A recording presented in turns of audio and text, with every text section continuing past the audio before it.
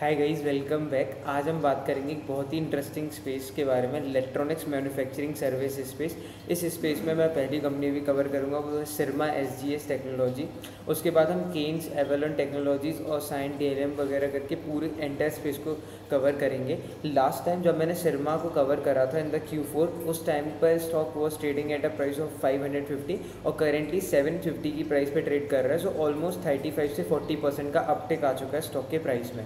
तो यहाँ पर हम आज पता करेंगे कि आखिर ऐसा क्या हुआ इन द Q1 के रिजल्ट्स में, कितना अच्छा अपटेक आया in the price of this stock, plus Kaynes में इतना अच्छा क्यों नहीं अपटेक आया। तो हम सारी चीज़ें डिस्कस करेंगे।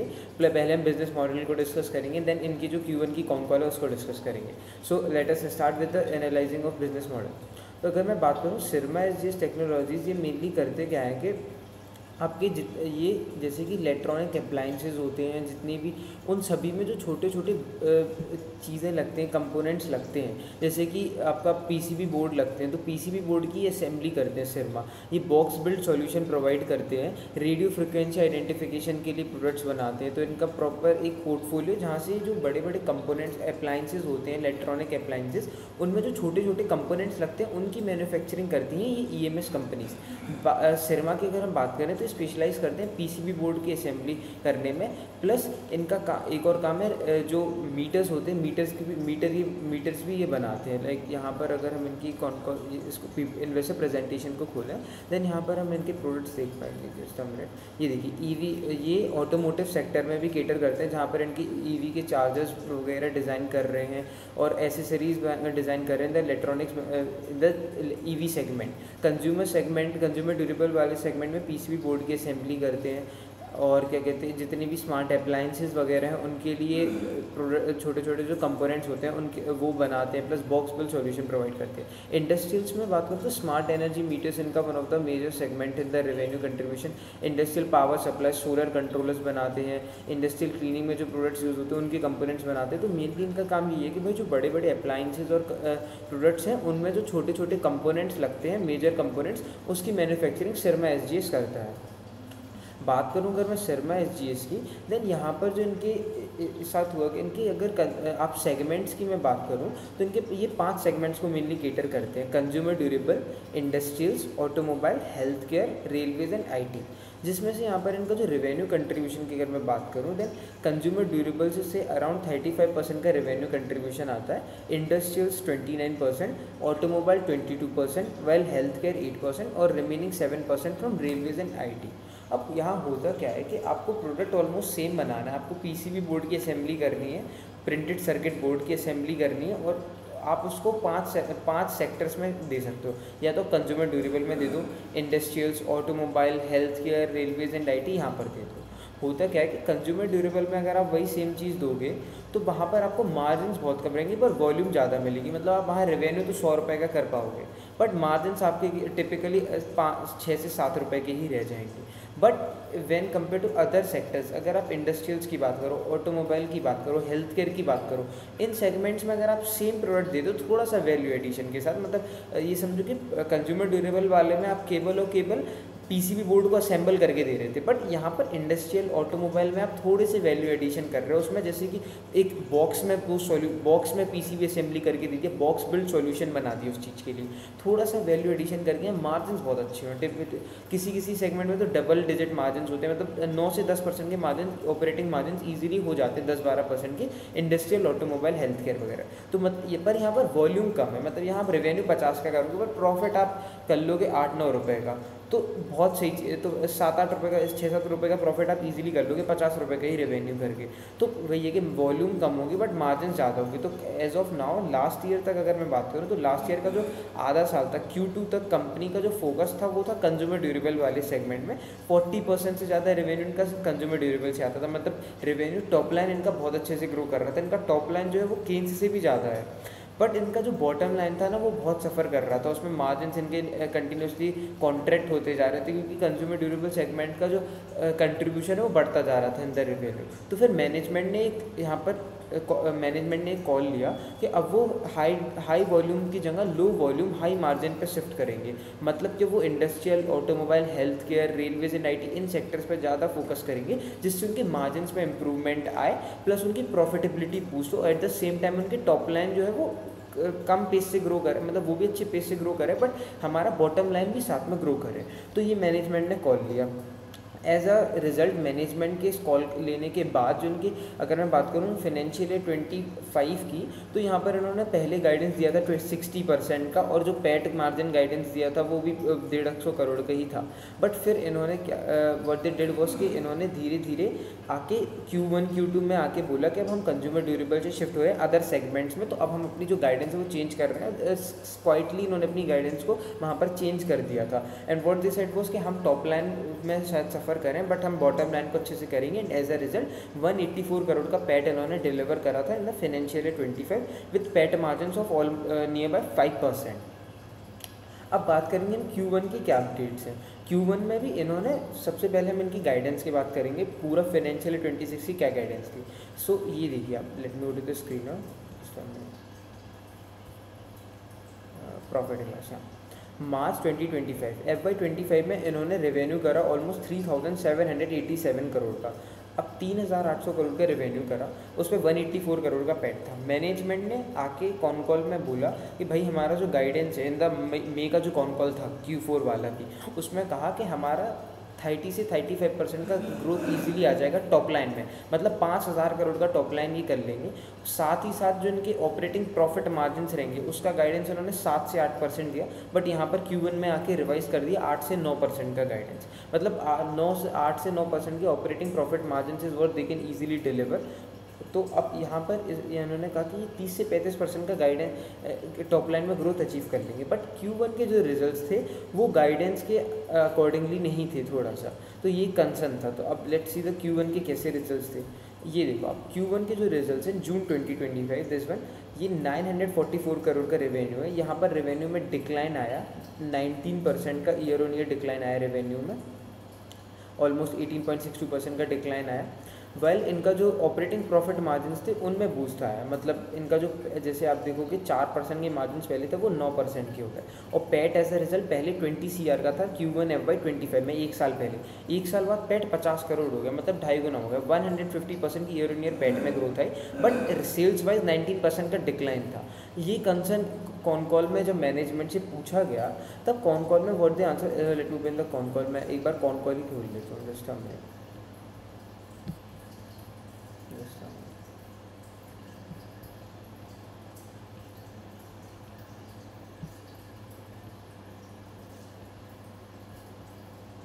ये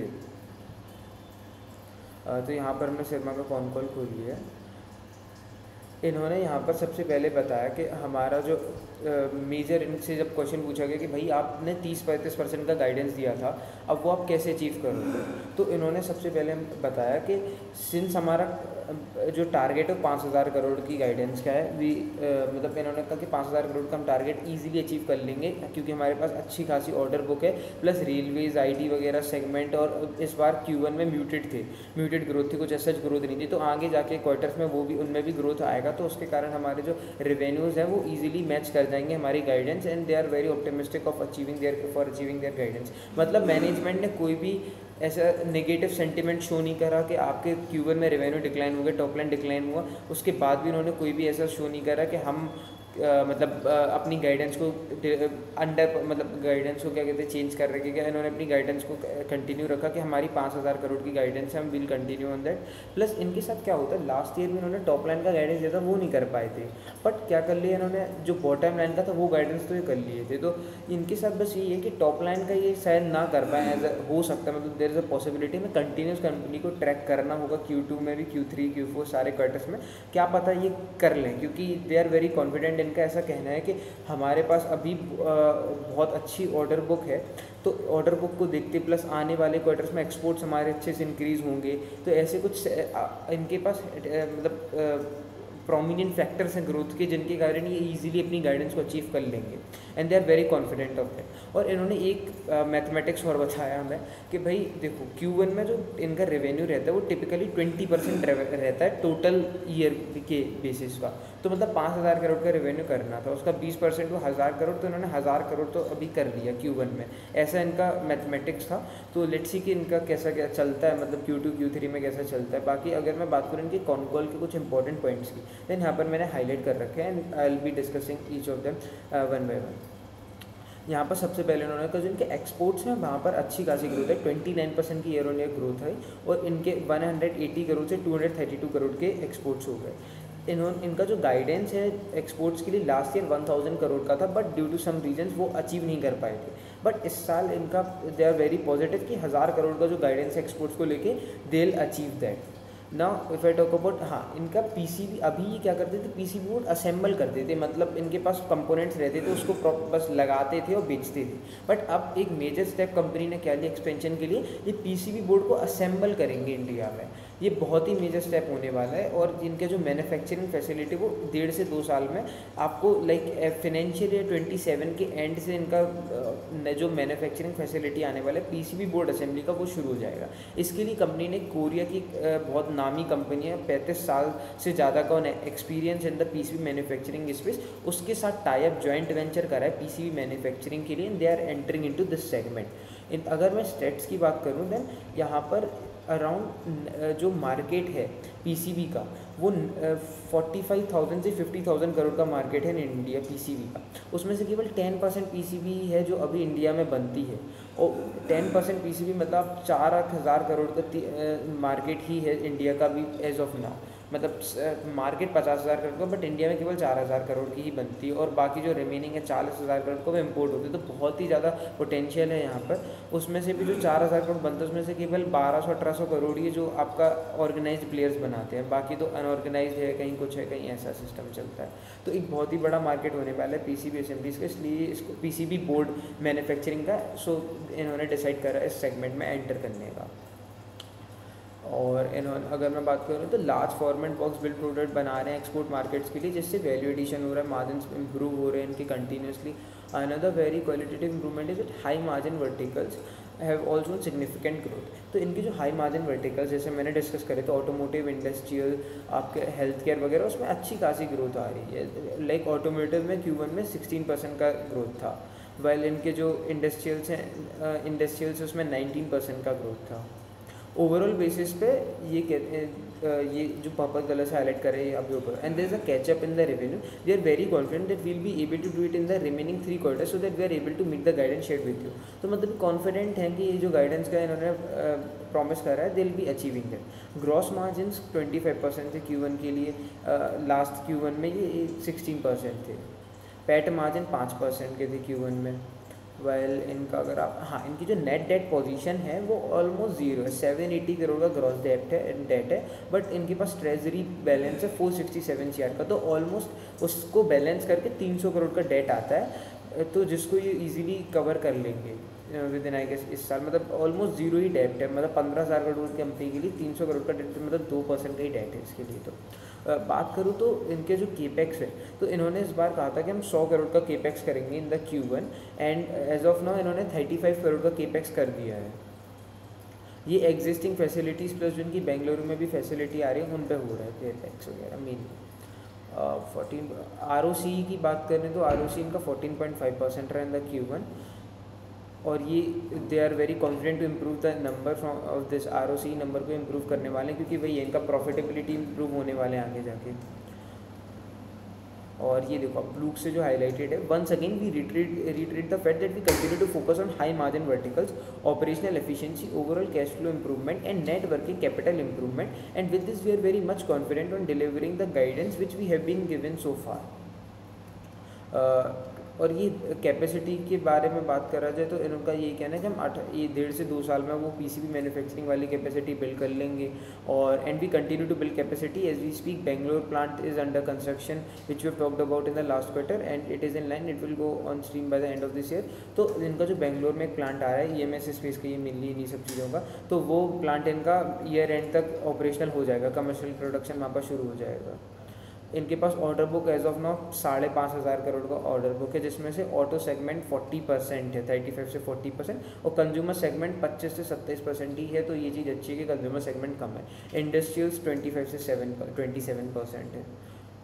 टॉप लाइन में इन्होंने कहा कि हम 30 से 35% की ग्रोथ टारगेट कर रहे हैं with EBITDA margin of 8.5 to 9%। Last time 7 से 8% की गाइडेंस थी, तो अब इम्प्रूव करते 8.5 से 9%। वो लास्ट टाइम की कंजर्वेटिव थी, अभी एक्चुअल गाइडेंस है। अगर बात बार बार इनसे यही चीज़ क्वेश्चन पूछा गया कि आप कैसे करोगे गाइडेंस को अचीव, तो इन्होंने यही कहा कि we believe that we are on track to achieve that. इन्होंने कुछ अपने कैलकुलेशंस बताए, उसके साथ तो कॉन्फिडेंट तो है मैनेजमेंट। लेट्स सी Q2 में कैसे रिजल्ट्स आते हैं। अगर Q2 में भी नेगेटिव रेवेन्यू ग्रोथ रहा तो फिर टॉप लाइन ग्रोथ तो इम्पैक्ट हो रहा है, तो वहाँ पर से इन्वेस्टर्स का जो सेंटिमेंट हो सकता है वो नेगेटिव हो जाए। बट एज ऑफ नाउ तो इन्वेस्टर्स का सेंटिमेंट अच्छा है, क्योंकि प्रॉफिटेबिलिटी पे अच्छा खासा फोकस कर रही है कंपनी। वैल्यूएशंस पे भी चलेंगे, बट अभी पहले हम कौन की एक बार देख लेते हैं। With a capacity of about, once it is fully set up, about 1.5 to 2 million square meters per annum. The capex plan in phase 1 will be spent not in a bullet way, but over the next 3 to 4 years is $91 million. Around 1,000 crore का इनका capex रहेगा in the PCB manufacturing business, जो कि 3 से 4 साल में ये करने वाले हैं। PCB business typically the positive. एक चीज़ अच्छी कि जो PCB मैन्युफैक्चरिंग बिजनेस में मार्जिन टिपिकली बहुत अच्छे, 15 से 12% के एबिटा मार्जिन से, प्लस PLI स्कीम गवर्नमेंट की मिलने वाली, उससे और मार्जिन बूस्ट हो जाएंगे। तो इनकी प्रॉफिटेबिलिटी और फ्यूचर में, अभी शॉर्ट टर्म में तो कुछ नहीं होने वाला, 2 साल बाद आप कह सकते हो, क्योंकि जो ऑपरेटिंग प्रॉफिट मार्जिन है 9% हो सकता है, वो 11% हो जाए। बट अभी की कुछ कहानी नहीं, वो 2 साल हैं, उसमें बहुत टाइम है अभी तो। सो यहाँ पर we expect that one the plant is matured we should be able to earn 20% 18% EBITDA margin. अब ये देखो इनके मार्जिन गाइडेंस, मतलब गाइडेंस नहीं, मार्जिन के इनका एक्सपेक्टेशन से कि अच्छे खासे मार्जिन आ जाएंगे वहाँ पर। और इसमें भी 60% केपेक्स शायद तक ये करेंगे, 60-65%। जो रिमेनिंग 35 to 40% वो ना PLI स्कीम की तरफ से गवर्नमेंट दे देगी, मतलब PLI स्कीम के अंडर इन्हें उसका बेनिफिट मिल जाएगा। तो इनकी जो कॉस्ट लगेगी वो केवल लेट्स से अगर 1,000 करोड़ का केपेक्स करना है तो वहाँ पर इनकी करेंगे 1,000 का, बट इन्हें 400 करोड़ वापस मिल जाएगा। तो इनका रिटर्न ऑन इन्वेस्टमेंट इंक्रीज हो जाएगा in that case. Conservative basis में 40% सब्सिडी, मतलब 36 million will be subsidize by potential states, ऐसा इनका कहना है। वही PCB मैन्युफैक्चरिंग वाले की बात है। और एसेट टर्न इनके 1.2x से 2x टारगेट कर रहे हैं इन द PCB मैन्युफैक्चरिंग का। ये सब project on an aggressive basis commercial production. और ये इन्होंने PLI स्कीम का जो गवर्नमेंट को कॉन्ट्रैक्ट है वो दे चुके हैं, मतलब सबमिट कर चुके हैं, जिसके क्या कहते हैं ये अप्रूवल्स के लिए वेट कर रहे हैं मेनली। इनका export to US is about somewhere 5.5% to 6%, rest is Europe plus other regions दिए। तो ऐसा कोई एक्सपोर्ट्स में दिक्कत नहीं होने वाली है। और इन्होंने कहा कि 24 से 27% एक्सपोर्ट्स करेंगे, मतलब कि 1,000 करोड़ का एक्सपोर्ट्स करने वाले हैं ऑलमोस्ट। रेवेन्यू गाइडेंस सब वही था, रेवेन्यू गाइडेंस का बार बार पूछा तो इन्होंने वही कहा we are very confident of achieving our revenues specially on the EBITDA margin. मतलब वही है कि पैट तो कर ही लेंगे और मार्जिन टॉप लाइन भी अचीव कर लेंगे, ऐसा इनका मानना है। अगेन लो मार्जिन अब एक क्वेश्चन आया था कि भाई अपने लो मार्जिन बिजनेस जो था वहाँ से फोकस क्यों शिफ्ट करा, तो मैनेजमेंट ने यही कहा कि हमें हाई मार्जिन पे प्रॉफिटेबिलिटी पे फोकस करना था, इसलिए हमने अपना शिफ्ट करा business to the high margin side business.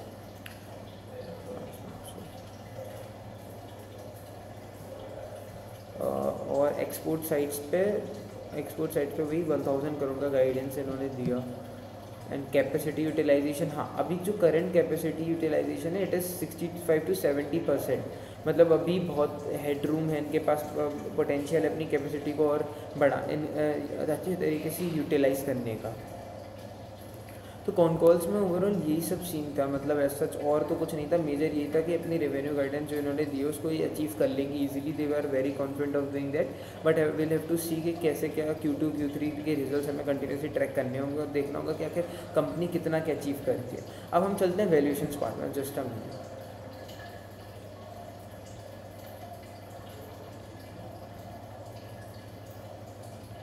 ऐसे let us move on to the valuations part. ये देखो अभी कंपनी का जो मार्केट कैप है वो अराउंड 15,000 करोड़ का मार्केट कैप है, 14,600 करोड़ का, ठीक है।